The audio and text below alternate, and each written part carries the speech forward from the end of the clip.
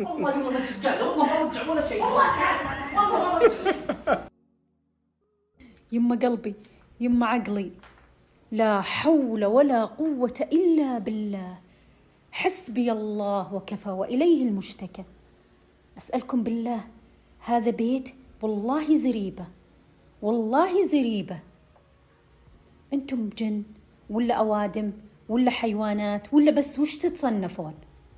ومستحيل إنهم يكونون البنات، لكن أنا بطلع أجي وألقى في الصالة عود، وإذا تساعدوكم البنات يا بنات ترى بكسر يدينكم. خليهم هذول اللي فسوا يرجعون يزينون زي ما كان. أبي الصالة عود كبريت ما يصير فيها. بنات هذه بداية الاندبندنت. شيل بس يا ابوي، شيل حطها في المطبخ وانا فاضي. يلا لا تتهاوشون، ما نبغى نسمع صوت، ما نبغى نسمع ازعاج. هدوء هدوء.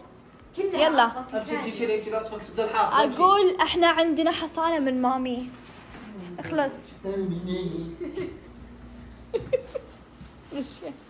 يما جابك الله، تعال بوريك شيء.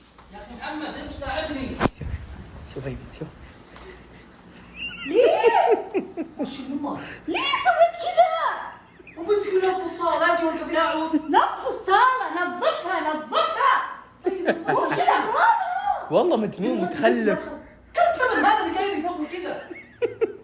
والله كذاب، يعني تتوقعين يما شو يسوي كنا قرد قاعد. ما كنت داخل في الصالة ولا عود. عود وسخ قرف. طيب وش سوي يما؟ انا قلت يا اخي ولا عود، شفت اللي فيها كله. كلها كذاب. ولا وش اسوي؟